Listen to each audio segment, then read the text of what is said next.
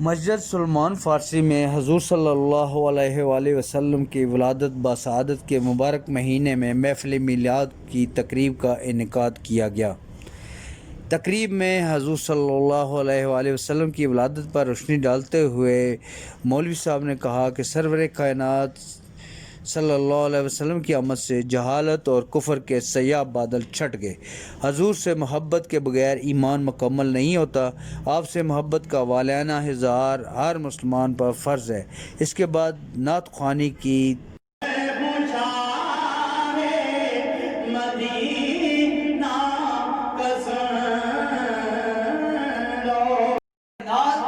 سرکار کی بارگاہ میں پیش فرمائی۔ اللہ کی پاک نبی نے آیا کہ ساتھی آج کل کس چیز نے تجھے پریشان کر رکھا؟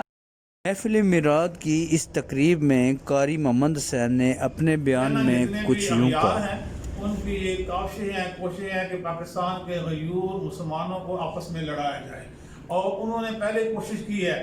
پہلے انہوں نے شیعہ اور سنی کی تفریق کو زیادہ کرنے کی کوشش کی ہے تاکہ لوگ جو ہے نا وہ دین سے دور ہو جائیں۔ جتنا زیادہ ہم اس بارے میں آپس میں باہمی محبت کا اظہار کریں گے نا، کیونکہ جب قرآن ایک ہے، نبی ایک ہے، ہمارا کلمہ ایک ہے، پھر ہمارا اس میں آپس میں کوئی نزاع نہیں ہے۔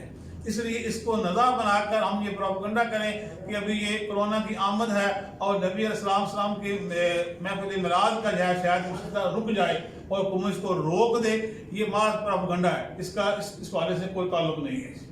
میلاد میں شمولیت کرنے والوں کے لیے دعا کی گئی۔ دعا کے بعد محفل میلاد کے شرکاء میں لنگر تقسیم کیا گیا۔ لیاقت علی مغل